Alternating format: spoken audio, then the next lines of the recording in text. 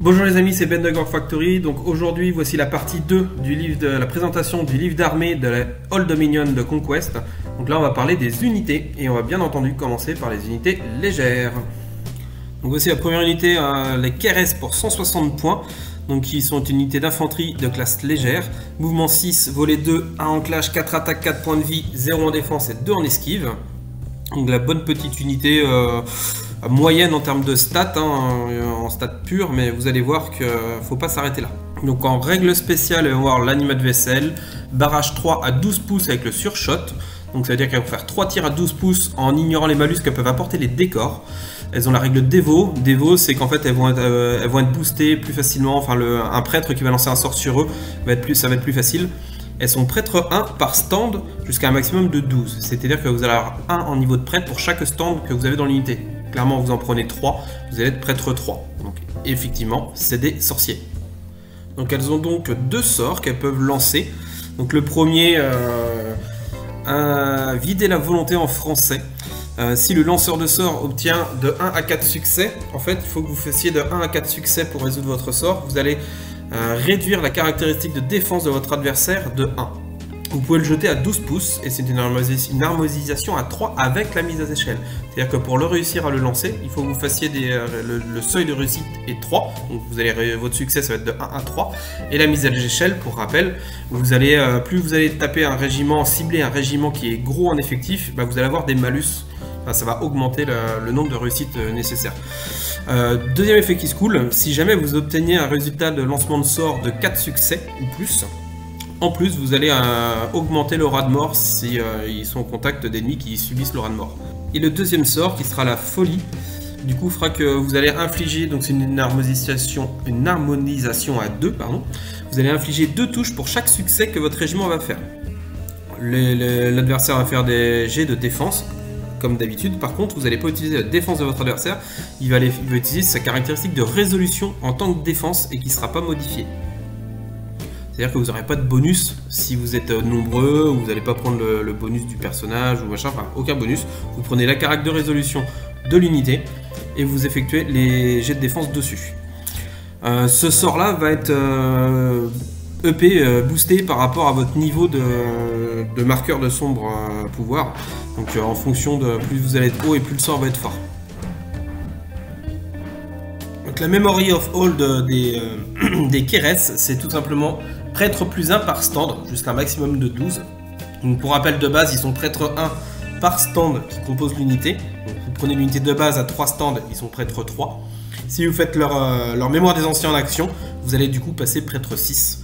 Donc pour lancer les sorts, ça commence à causer.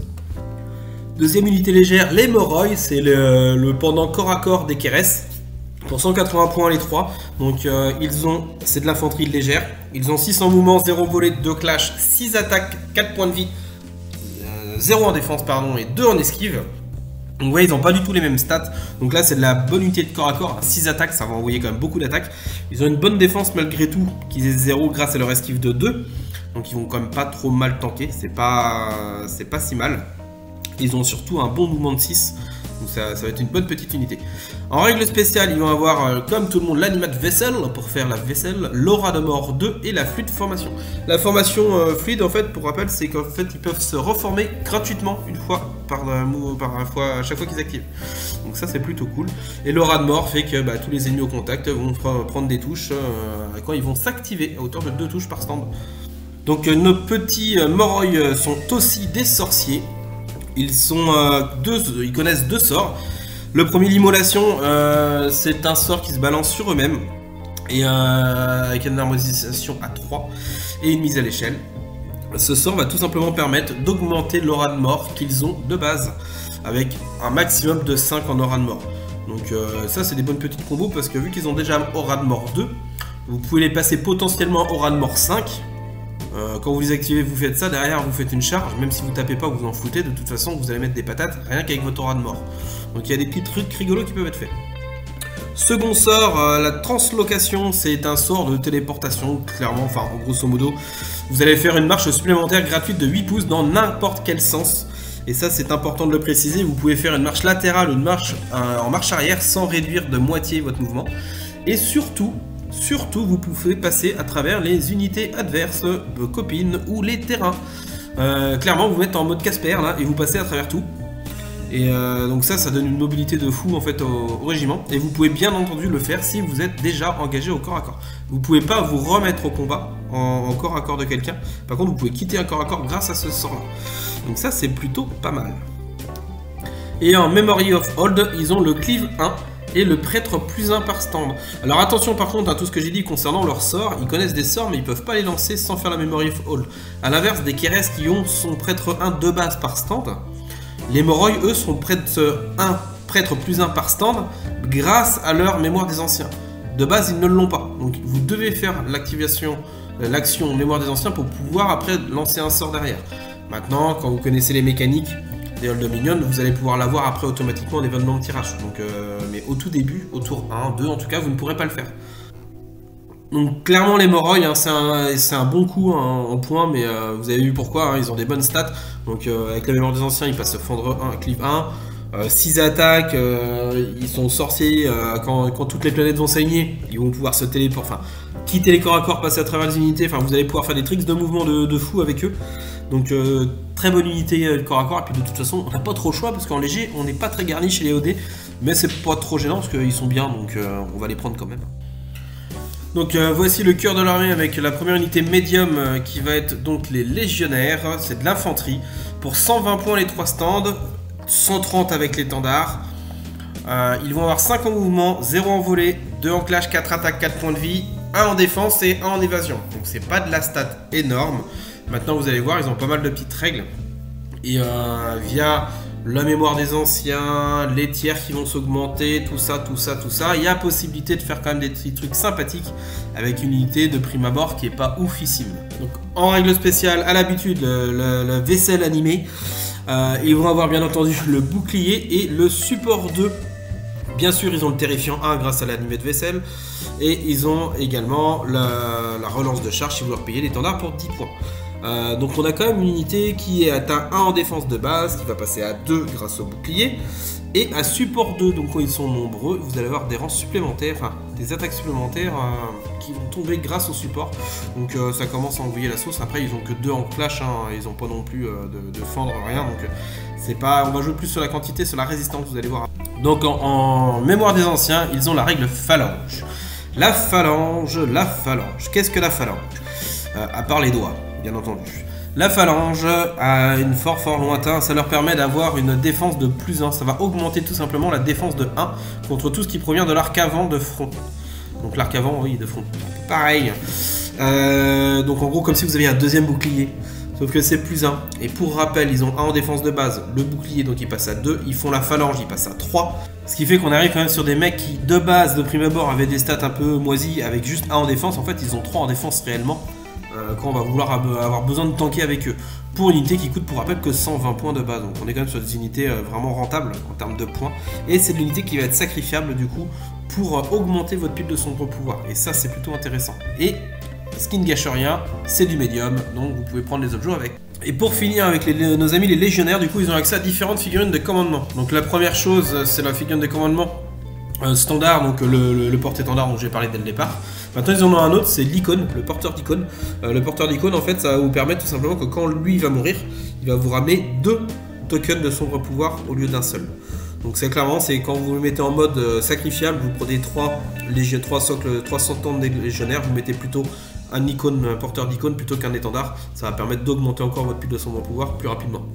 Sinon après, en officier, ils vont avoir accès à 4 officiers différents pour 25, 25, 20 et 15, à savoir le Dark Cenotaph, sachant que lui c'est un seul par armée, un reliquaire profane, un acolyte ou un optio. Pour faire simple, l'optio il va vous permettre d'avoir le Vanguard, donc d'arriver plus rapidement. L'acolyte va vous permettre d'être soigné, enfin clairement pour le soin, parce que vous allez pouvoir être buffé n'importe où sur la table. Vous allez toujours être considéré à portée en fait, de sort du prêtre, quel que soit votre emplacement sur la table. Donc ça c'est plutôt cool. Donc dans l'optique où vous mettez une unité de 5-6 légionnaires sur en milieu de table pour tenir ça va être votre enclume qui va pas devoir bouger, et bien votre prêtre il a l'autre bout de table, vous lui mettez ça et vous allez pouvoir soigner votre unité où que vous soyez. Le Cenotaph sombre, lui il vous permet d'augmenter votre prise d'objectif, parce qu'il va compter double pour la zone d'objectif. Et le reliquaire profane, il va vous augmenter l'aura de mort. Vous donnez aura de mort plus 1. Donc à voir, il y a des combos à faire avec l'aura de mort chez le Dominion, donc après tout ça c'est des choix. Donc moi pour ma part, les légionnaires, je les jouerai de 2 manières, et je pense que c'est comme ça clairement qu'il faut les jouer. C'est des petits packs de 3 pour avoir des unités sacrifiables, et que vous allez pouvoir envoyer rapidement vers l'adversaire pour l'emmerder, pour le bloquer, un peu le gêner dans ses mouvements, essayer de grappiller un petit point de vie par-ci par-là, de temporiser sur un objectif éventuellement, et surtout de mourir pour augmenter votre pic de sombre pouvoir. Ou alors en bloc un peu plus conséquent à 5, 6, 7 stands, éventuellement avec un personnage un peu d'impact dedans comme un Xiliart ou un Stratégos. Et là plus une unité du coup qui va aller se poser sur un objectif et tenter de le tenir, ou alors vraiment tenir le front à votre adversaire. Continuons avec les médiums, toujours en infanterie avec la garde prétorienne pour 160 points, les 3 stands en slip. C'est du gros slip hein. Par contre, ils ont 5 en mouvement, 2 en clash, 5 attaques, 5 points de vie, 2 en défense et 1 en évasion. Vous voyez, on est déjà plus sur de la stat de base comme les légionnaires. Là, on arrive sur la troupe un peu plus élite. Donc en règle spé, ils n'ont pas grand chose, juste la vaisselle animée qui va leur donner le terrifiant comme à toute l'armée. Et le bouclier qui fait que de plus 1 en défense, comme d'habitude. C'est pas grand chose, mais ça fait énormément de différence. Et je vous dis, c'est là que la différence va se faire, parce que leur Memory of All, c'est Bastion plus 1. Et là, le plus 1, il est important. Vous avez 2 en défense de base, vous avez un bouclier, donc vous passez à 3. Vous faites votre action Memory of All, vous passez à 4. Et c'est déjà pas mal, là, vous avez des petits tanks sur pattes, là. Donc les légionnaires, ça devient des grosses boîtes de conserve. Et on va pas les ouvrir comme ça. Alors après, ils sont pas super méga létals, là, on est d'accord. Ils ont pas de cleave, ils ont quand même 5 attaques, c'est quand même pas dégueu. Hein. Mais après, voilà, ils ont pas de cleave, donc bon, ils vont pas ouvrir des boîtes de conserve équivalentes à eux en face. Par contre, ils vont clairement bien tenir. Donc nos amis les prétoriens ont accès à également des figurines de commandement et des officiers. Donc en figurines de commandement, ils ont accès aux porte-étendards et aux porticones, comme leurs copains les légionnaires. Et en officier, ils vont avoir accès au Dark Cenotaph et au Profane Reliquaire pour 25 points chaque. Donc les prétoriens, clairement, ça va être les tanks de l'armée. Parce que pour rappel, 2 en défense, plus 1 avec le bouclier 3. Memory of Hold avec le bastion plus 1, il passe à 4.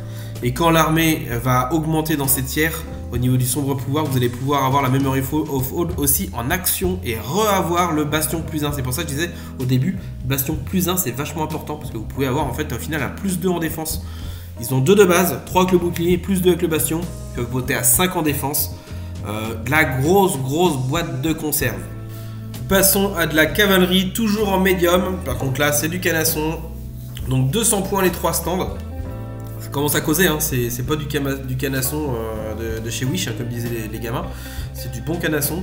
7 en mouvement, 2 en clash, 5 attaques, 4 points de vie, 3 en défense et 1 en évasion. Donc ce sont bien entendu les cataphractoi. Donc toujours la vaisselle animée avec Brutal Impact 2 et Impact 3 et un bouclier. Donc nos petits amis, la cavalerie ont 3 en défense plus 1 avec le bouclier, ça fait donc 4 en défense, ce qui est déjà plus que raisonnable. Ils ont Brutal Impact 2 avec 3 impacts, donc c'est à dire que quand ils vont faire l'action de charge, ils vont vous mettre 3 touches, enfin 3 attaques par stand à -2 en sauvegarde via le Brutal Impact 2. Donc c'est quand même pas trop mal. C'est même plutôt très bien, surtout vu les règles qu'ils ont derrière. En mémoire des anciens, ils ont donc l'impact plus 1, donc ce qui les passera à 4 touches d'impact, 4 jets d'impact, et la règle choc. Choc fait que quand vous faites l'action de charge, l'inspiration n'est pas de plus 1, mais en fait vous pourrez faire bénéficier de 2 fois l'inspiré, donc du coup ils passeront à clash 4 quand ils feront une charge pour taper derrière. Donc en unité de commandement et d'officier, ils ont accès à une de chaque, donc l'étendard tout simplement en figure de commandement, et en officier, ils ont accès à Etahiros. Etahiros pour 20 points. On va s'attarder un petit peu sur celui-là parce que clairement je pense que vous le mettrez systématiquement. La cavalerie, ça reste une unité d'impact, on est d'accord. Et bien avec ça, ça en fait une unité de méga gros impact. Enfin c'est des gros fous furieux, juste grâce à la règle que ça leur débloque. Parce que ça va leur donner la règle Overrun. Et ça c'est juste Overrun quoi. Overrun en fait fait que votre régiment, quand il va déclarer une action de charge, s'il réussit à briser l'adversaire, vous allez pouvoir refaire vos touches d'impact. D'accord? Donc on se rappelle qu'ils ont 3 impacts de base. Imaginons que toutes les planètes soient alignées. Donc c'est à dire que vous avez vos Memory of All et tout ça. Donc ils ont 4 impacts par tête de pipe. Et si vous brisez votre adversaire, vous allez refaire vos 4 impacts. Attendez, c'est pas fini, restez assis. Deuxième effet qui se coule de cette règle, votre régiment a le droit de faire 2 actions de charge durant son activation. C'est-à-dire que si vous arrivez à dégommer complètement l'unité que vous venez de charger, vous allez recharger derrière une seconde unité. Et remettre potentiellement 2 touches d'impact si vous avez brisé l'adversaire. Donc vous avez un potentiel d'impact unité. La briser, vous retapez avec vos touches d'impact. Derrière, vous la lavez. Vous avez le droit de recharger une seconde unité. Si vous la brisez, vous allez encore taper. Parce que Overrun fonctionne toujours. Par contre, vous n'allez bien entendu pas pouvoir recharger. Mais donc la létalité de cette unité, elle est juste énorme. Donc redescendons un peu sur terre. Vous n'allez pas plier l'armée adverse juste avec votre cavalerie. Il faut quand même prendre en compte que les cataphractoïs n'ont que 2 en clash. Donc oui, il y a un potentiel de destruction qui est énorme. Tout ce que je vous dis, c'est vraiment quand toutes les planètes s'alignent et que tout se passe bien dans le meilleur des mondes. Maintenant, on n'est pas dans un monde de bisounours. Il faut relativiser. Clash 2. Sur les soutiens, même s'ils passent en clash grâce au choc suite à la charge, mais ça n'impacte pas votre clash quand pour les touches d'impact. Et c'est en touches d'impact qu'ils font des dégâts et que l'overrun fonctionne, pas sur les attaques classiques. Et c'est là aussi qu'ils ont des gros malus de sauvegarde avec leur -2 de brûler d'impact. Donc il y a un gros potentiel. Maintenant, vous n'allez pas tout faire avec non plus. Continuons avec les moyens, et j'ai dit bien les moyens, pas les lourds comme c'est marqué. C'est une erreur, j'ai eu confirmation de l'éditeur, c'est bien une erreur de frappe, c'est de classe médium. Donc ce sont des brutes, les premières brutes de l'armée qu'on va voir en médium, donc les cariatides pour 200 points. Nous avons donc une unité de 3 stands qui va faire 600 mouvements, 2 en volée, 2 en clash, 4 attaques, 5 points de vie, 3 en défense et 1 en évasion. Donc ouais, je dirais stats de brutes un peu standard. Maintenant elles sont mixtes parce que vous voyez, elles ont des gros arcs, donc on va voir ce que vont donner leurs règles au niveau du tir. Donc en règle spéciale, elles ont bien entendu la vaisselle animée, le lave-vaisselle animé, ça va rester ça. Barrage 3, 20 pouces, armor piercing 2. Donc vous voyez, c'est pas des tendres quand même, c'est quand même 3 tirs à 20 pouces, ça tire quand même très loin. Armor piercing 2, c'est un très bon tir, un excellent tir. Donc mémoire des anciens, ils ont le barrage +1 et la formation fluide qui va vous permettre d'aller bouger un petit peu comme vous voulez, puisqu'ils vont avoir une reformation gratos à chaque action, à chaque activation pardon. Donc barrage +1, ça va les porter à barrage 4. Donc ça commence à causer, ça commence à faire pas mal de tirs, et pour rappel, ils tirent à 20 pouces à -2 en sauvegarde. C'est pas détendre leurs arcs. Alors qu'est-ce qu'on va pouvoir faire de ces petites nénettes? Eh bien ces petites statues, déjà les fixes sont magnifiques. Mais en termes de jeu, en termes de jeu, 200 points les 3 stands pour juste 9 tirs qui vont toucher à 2, donc en moyenne 3 touches. Mais on va tout de suite aligner les planètes, on est d'accord? Ce sont des brutes, donc ils sont de taille 2. D'accord? Donc ils voient au-dessus de votre infanterie.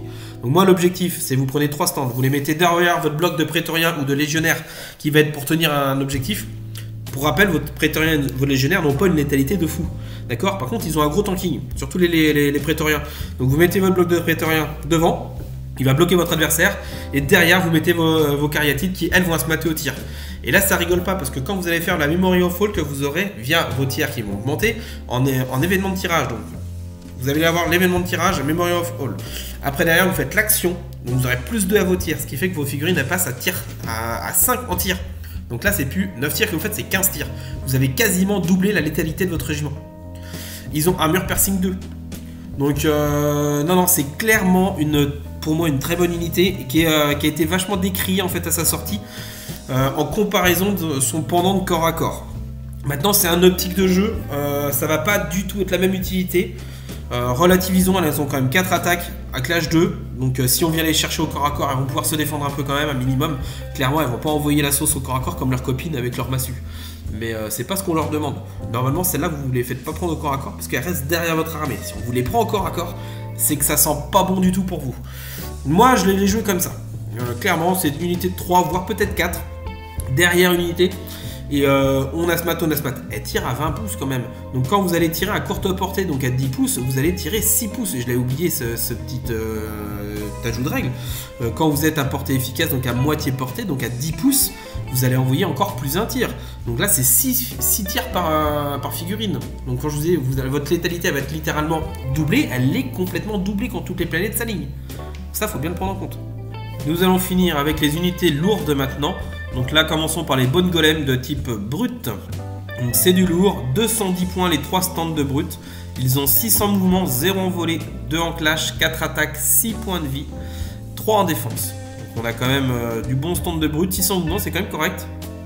Ils ont comme 4 attaques, 6 points de vie, ils vont tanker pas trop mal avec une défense de 3. Maintenant, voyons voir un petit peu de plus près leurs règles spéciales. Donc ils vont avoir l'animal vaisselle, comme à l'habitude, Aura de mort 2, Cleave 2, Hardened 1, Impact 2, Relentless Blow et Unstoppable. Donc tout ça fait que l'aura de mort, vous l'avez déjà vu, ça ils vont faire dès qu'un adversaire en contact 2 va s'activer, il va prendre 2 touches. Cleave 2, bah, ils vont mettre moins 2. Ils vont mettre des grosses patates qui vont mettre moins 2 à la sauvegarde de votre adversaire. Hardened 1, ça veut dire qu'ils vont déprécier le cleave de votre adversaire. Impact 2 fait qu'ils vont faire 2 touches d'impact quand ils vont engager au corps à corps. Relentless Blow, ça c'est tout simplement dès qu'ils vont faire un 1 en clash, ils vont faire 2 touches au lieu d'une sur les 1. Et l'instoppable nativement qui leur permet de relancer les jets de charge ratés. Memory of Hold, ils vont avoir l'aura de mort plus 1. Tout simplement, donc ils ont déjà une aura de mort de base. Si vous faites l'action de mémoire des anciens, vous aurez plus 1 à votre aura de mort. Donc ça peut commencer à envoyer pas mal de touches. Donc que dire de plus sur les bonnes golems, bah, pour une bonne unité lourde, hein, malgré tout. Après, ça reste du lourd, donc ça va arriver un peu plus tard que les autres. Maintenant, voilà, ils ont peut-être un petit mouvement de 6 par rapport à certaines monstres qu'on va retrouver en lourd dans d'autres armées, qui vont avoir des mouvements un peu plus gros. Eux ils vont avoir un bon tanking quand même, hein, parce que de base pour 210 points vous avez quand même 18 points de vie à défense 3 qui peuvent être soignés quand même, faut pas l'oublier. Donc bon, c'est quand même une bonne unité. Malgré tout ça va avoir quand même un bon impact, hein, 4 attaques, cleave 2, l'aura de mort de 2 de base qui peut passer à 3. Ça tabasse quand même pas mal. Maintenant c'est vrai que 210 points, donc on va peut-être pas en prendre beaucoup plus que 3, peut-être 4, ce qui les fait quand même monter à 275 points. Ça fait un budget. Sur 5, ça ferait, on arrive au tour de 350 points, ça commence à faire vraiment beaucoup. Je pense pas que ce soit justifié d'en jouer 5. Je pense que 3 c'est le bon compromis. Ça reste une unité qui va faire peur en tout cas à votre adversaire. Donc passons donc à la deuxième unité lourde qui va tout de suite te mettre en opposition avec les bonnes golems qui sont les Kenafor pour 210 points, donc le même prix. C'est aussi du lourd en brut. 600 mouvements, 0 en volée, 3 clash, 5 attaques, 5 points de vie, 3 en défense et 2 en évasion. Donc, clairement on va les mettre en opposition directe puisqu'ils ont le même coup. Donc en règle spéciale, elles vont avoir l'animal vaisselle, comme toujours, le Blessed, le Cleave 1, Hardened 1 et Impact 2. Donc comme leurs homologues, ils vont faire 2 impacts. Comme leurs homologues Golem, elles vont avoir Hardened 1. Par contre, elles ont que Cleave 1. Par contre, elles ont le Blessed. Le Blessed, ça veut dire qu'elles peuvent, une fois par tour, choisir de relancer tout leur jet pour toucher en Cleave ou tout leur jet de défense. Donc ce qui fait que, pour moi, par rapport aux bonnes Golem, la grosse différence, elle se fait là, en fait. Et sur leur Memory of Hold. Leur Memory of All, c'est Flawless Light Special Rule. Donc tout simplement ça leur donne la règle de châtiment qui fait que le smite, elles vont avoir, quand elles vont faire des 1 pour toucher, votre adversaire n'aura pas de défense. Ça met sa défense automatiquement à 0. Donc ça les rend relativement létales. Donc clairement pour finir avec les Kenafor, moi je pense qu'elles sont clairement plus létales que les bonnes golems. Du fait de leur... Déjà elles ont plus d'attaque. Elles ont un meilleur clash de base, donc fatalement elles vont faire plus de touches. Avec plus d'attaque et un meilleur clash, elles vont faire plus d'attaque. Donc oui, elles ont un moins bon cleave, mais quand on met tout en relation, le nombre d'attaques supérieur, le nombre de clash supérieur, ça vaut bien un petit cleave moins 1 par rapport aux bonnes golems. C'est pas pour ça qu'elles seront moins létales. Cumulé au fait qu'elles peuvent avoir faire tomber votre défense à 0 avec le Memory of Hold quand ils font des 1, ça les rend extrêmement létales du coup contre les trucs qui peuvent être très armurés. Donc voilà, pour comparer les deux, c'est soit vous voulez avoir un truc qui va tanker un petit peu plus mais qui va faire des dégâts, penchez-vous sur les golems. Si vous voulez un truc clairement pure létalité mais qui va quand même tanker parce qu'elles sont quand même pas en reste en termes de résistance, même si elles sont un peu moins résistantes, prenez les Kenafor. Et si vous voulez des trucs contre la classe, et prenez les deux les gars, faites-vous plaisir. Donc voici terminé cette revue pour le contenu du livre d'armée des Old Dominion. Donc comme je vous l'avais dit, je n'ai pas couvert les unités qui n'avaient pas encore de figurines. Les entrées qui n'étaient pas encore sorties, elles seront couvertes au fur et à mesure de leur sortie. Maintenant, la prochaine étape, ce sera aussi de vous proposer quelques petites idées de listes éventuellement. Avec des petits... Alors moi j'aime bien les listes à thème, donc ça sera peut-être des listes axées sur certains types d'unités ou certaines façons de jouer l'armée. Donc j'espère que ça vous a plu, et puis à plus pour de prochaines aventures.